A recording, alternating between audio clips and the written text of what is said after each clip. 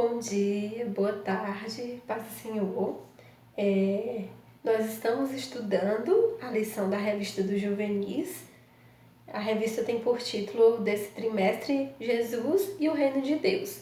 E a lição que nós vamos estudar essa semana, os adolescentes da Igreja Evangélica Assembleia de Deus Central em Araguaína, Tocantins, vamos estudar a lição de número 9, que tem por título O que é o Reino de Deus? Então a gente vai compreender o que é esse Reino de Deus, o que é esse reino, qual é a importância desse reino para a nossa vida. A gente sabe que esse é um assunto de extrema importância para nós cristãos, que temos o Senhor Jesus, Salvador, como nosso rei, como o rei da nossa vida. E é justamente isso que essa lição ela vai falar. Nosso texto bíblico já começa com Marcos, capítulo 1, versículo 15, que nos diz assim: o reino de Deus ele está próximo, arrependam-se e creiam no Evangelho. Então, como nós vamos falar sobre reino, ele já nos traz essa advertência. Olha, o reino de Deus está próximo, o reino de Deus ele está perto. Arrependam-se e creiam no Evangelho enquanto há tempo. Nós precisamos, para falar sobre o que é esse reino de Deus, a primeira coisa que nós precisamos compreender é o que é o reino. O reino é todo o instrumento que alguém domina, que alguém tem autoridade. No nosso caso, como cristãos, nós temos o nosso Senhor Jesus como nosso rei, como nosso salvador, como aquele que domina, como sendo servos, súditos deles, mas não servos, súditos dele de uma maneira errada, de uma maneira complicada, de uma maneira difícil. Somos servos pela graça e misericórdia dele, somos servos dele e amamos ser servo deles porque ele nos abençoa, ele é nosso Pai, ele é o nosso Redentor, ele é o nosso Senhor. Então nós fazemos parte do reino de Jesus porque gostamos, porque ele é o nosso rei. No tópico 1 da nossa lição, ele vai falar assim: o que é o reino de Deus? Então o tópico 1 já traz a pergunta da lição. O que é o reino de Deus? É isso que a gente vai entender agora. É uma boa pergunta. A gente sabe que muitas pessoas congregam, muitas pessoas estão em igrejas, mas infelizmente elas ainda não entenderam ou não têm esse entendimento acerca do reino de Deus, desse reino de Deus. O reino de Deus ele nada mais é do que o direito que Deus tem de exercer o domínio sobre todas as coisas. Ele que é o dono de tudo, ele que exerce domínio. Igual eu falei no começo, ele exerce o domínio de uma maneira gloriosa, mas é ele que é o dono de tudo. A Bíblia diz em Salmos capítulo 24, versículo 1, do Senhor é a terra e tudo que nela existe, o mundo e os que nele vivem. Ou seja, ao Senhor pertencem todas as coisas. Tudo pertence a Ele, é Ele que exerce esse domínio de uma forma gloriosa, mas é Ele que exerce esse domínio sobre todas as coisas. Ele é o dono de tudo. A gente sabe, e a Bíblia nos relata isso, que esse reino de Deus, ele aparece muitas vezes no Novo Testamento. Ele aparece mais de 100 vezes no Novo Testamento, essa expressão, reino de Deus, demonstrando a sua importância. E a gente percebe também que no Novo Testamento eles falam muitas vezes sobre o reino de Deus e o reino dos céus. Aí você pode me perguntar, mas o reino de Deus e o reino dos céus são a mesma coisa? Sim, são sinônimos. A única diferença é que quando ele fala o reino de Deus, ele é o reino que pertence ao nosso Senhor Jesus, que pertence a Deus. E quando ele fala reino dos céus, porque esse reino ele não é desse mundo, esse reino ele não pertence a esse mundo, esse reino ele pertence aos céus. Esse reino ele não faz parte desse mundo que estamos vivendo, esse reino ele faz parte do mundo celestial, ele faz parte do céu. Amém? Glória a Deus. E também podemos perceber o que é o reino de Deus, que a Bíblia também fala do reino de Deus no Antigo Testamento. É claro que ela fala de uma maneira diferente. No Antigo Testamento, o reino do Senhor ele estava realmente baseado na criação. E é o que ele fala aqui em Salmo 103:19. O Senhor tem estabelecido o seu trono nos céus e o seu reino domina sobre tudo. Ou seja, o reino dele estava estabelecido na criação mesmo. E no Novo Testamento, a gente pode perceber que alguns estudiosos vão falar sobre o reino de Deus e eles utilizam muito a expressão. Não sei se vocês já ouviram, eu aprendi ela agora, que eles dizem assim: o reino de Deus é já e o reino de Deus ainda não.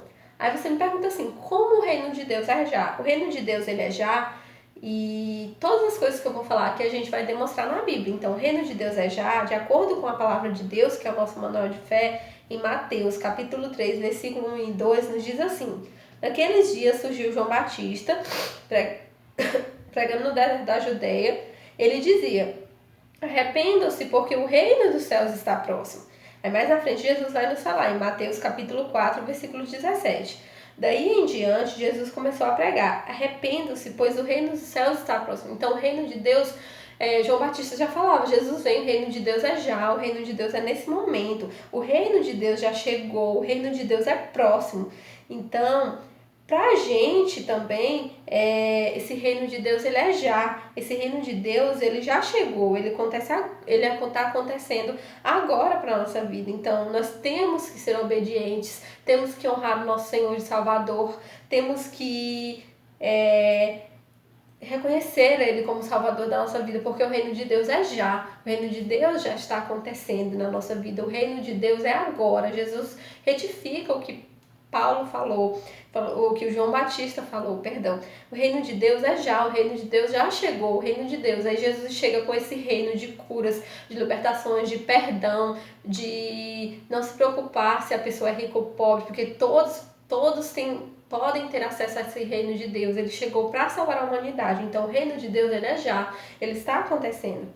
Mas também tem outra expressão, igual eu falei para vocês, que eles dizem que o reino de Deus ainda não. E como assim? Em Lucas, capítulo 13, versículo 28 e 29, nos diz assim: ali haverá choro e ranger de dentes, quando vocês virem Abraão, Isaque e Jacó e todos os profetas do reino de Deus, mas vocês excluídos. Pessoas virão do Oriente e do Ocidente, do Norte e do Sul, e ocuparão seus lugares à mesa do reino de Deus. Na verdade, ele quer dizer isso porque isso ainda não aconteceu. Isso não aconteceu, isso ainda vai acontecer. Então, justamente por isso que tem expressões que eles falam: o reino de Deus ainda não. Mas a gente sabe que o reino de Deus é já. O reino de Deus já está aqui, fixado entre nós. E nós precisamos entender que esse reino é muito importante, muito maravilhoso para a nossa vida.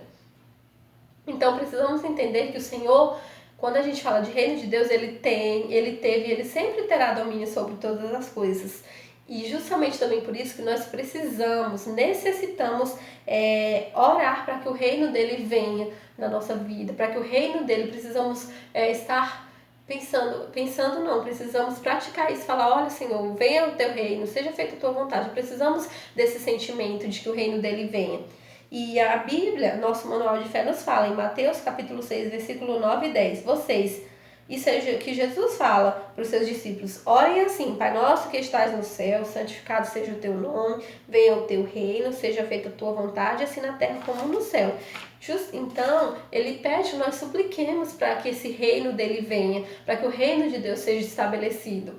É isso que ele pede. Aí eu pergunto para vocês: mas se Jesus tinha dito que o reino já havia chegado, por que depois ele ensina os seus discípulos a orar pedindo que o reino de Deus viesse?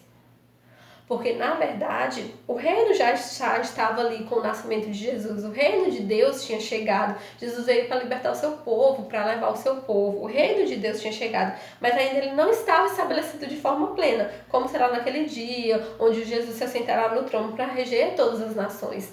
Então, por isso que nós devemos sempre clamar para que o reino dele venha, para que ele venha. Não devemos nos sentir preocupados com essas coisas. Eu sei que, por exemplo, no tempo que nós estamos vivendo, não é fácil não ficar preocupado, mas nós devemos entender e botar em prática que o mais importante é que o reino de Deus venha. Não precisamos ficar com medo dessas coisas, porque se o reino de Deus vier, e nós precisamos estar felizes, porque Jesus, ele vai buscar o seu povo para morar no céu. E agora eu faço uma pergunta para vocês: será que nós temos chamado pelo reino? Ou será que estamos tentando fazer parte do reino desse mundo? Como eu falei, nós devemos estar sempre pedindo para que o reino dele venha. Mas será que nós estamos mesmo querendo participar do reino dos céus? Ou será que nós já estamos tanto tempo acostumados nesse mundo e que nós queremos só participar do reino do mundo? Não, nós devemos esperar pelo reino do Senhor. O nosso tópico 2 agora já diz assim: Jesus Cristo e o reino de Deus. E a gente vai falar como será que Jesus tratou o seu ministério do reino de Deus em seu ministério. Como Jesus tratou isso? Com certeza foi com muita entrega, com muita dedicação. Jesus, ele dizia que ele realmente se entregou, ele realmente deu a sua própria vida para nós. Nós não merecíamos, mas ele se entregou, ele fez isso por amor. Ele fez isso por amor a todos nós. Nós não merecíamos, mas mesmo assim ele se entregou por nós. E outra coisa importante quando fala de Jesus e o reino de Deus, que a gente precisa saber é que Jesus ele foi tentado a conseguir o reino desse mundo, a ter todo o reino desse mundo, mas a gente sabe que Jesus não quis, não aceitou essa proposta.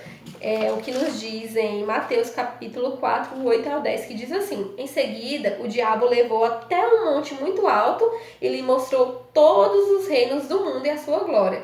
Eu lhe darei tudo isto, declarou, basta ajoelhar-se e adorar-me. Saia daqui, Satanás, disse Jesus, pois as escrituras dizem, adore ao Senhor seu Deus e sirva somente a Ele. Então Jesus não aceitou essa proposta. E a gente também deve seguir os caminhos de Jesus e não aceitar essa proposta. Se Jesus foi tentado, imagina nós. Nós somos tentados todos os dias a aceitar esse reino desse mundo, mas nós estamos aqui de passagem, esperando pelo nosso Salvador. Não devemos aceitar essas propostas, porque a Bíblia diz que o reino desse mundo passa, mas a palavra do Senhor ela permanece viva e eficaz para sempre. Amém? E aí tem outro questionamento que eu pergunto para vocês, mas como que a gente pode ver e entrar nesse reino de Deus?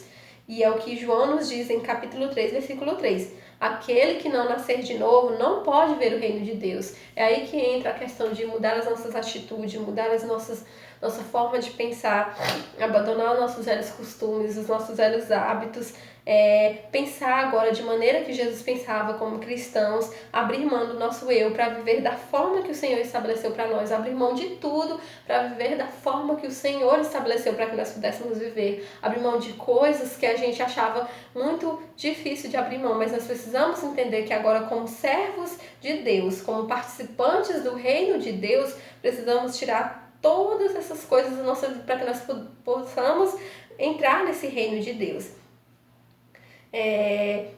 E também precisamos entender que o reino de Deus é o mais importante para a nossa vida. E Jesus nos diz isso em Mateus capítulo 6, versículo 33. Mas buscai primeiro o reino de Deus e a sua justiça. A Bíblia nos diz isso. Mas buscai primeiro o reino de Deus e a sua justiça, e todas essas coisas vos serão acrescentadas. Então, eu pergunto para vocês, qual é a nossa prioridade?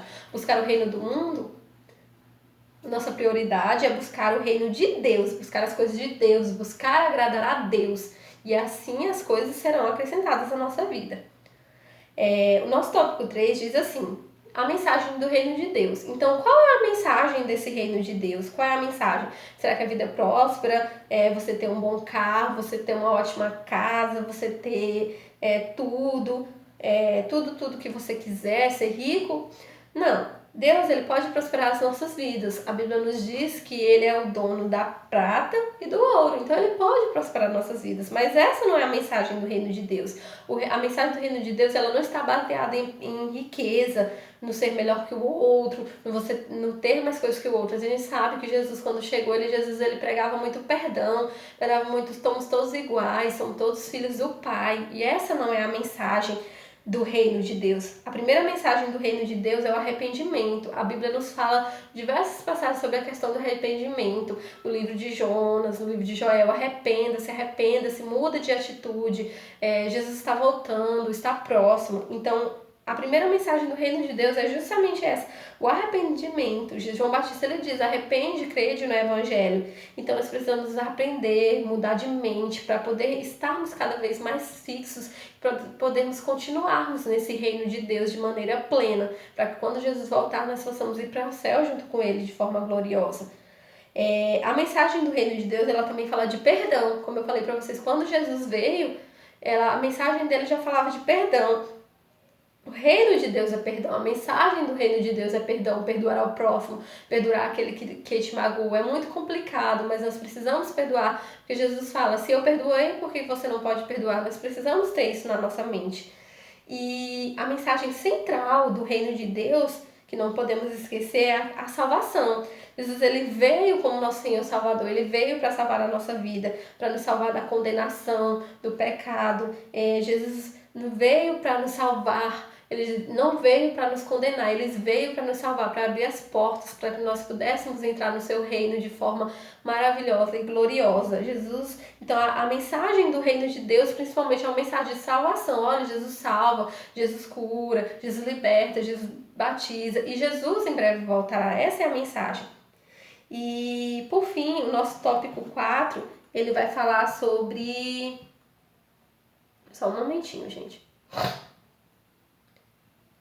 Nosso tópico 4, que é o último, ele vai falar sobre o reino de Deus é para você. Então, o reino de Deus, essa é a última mensagem. Porque o reino de Deus, a gente sabe que ele está além dessa vida.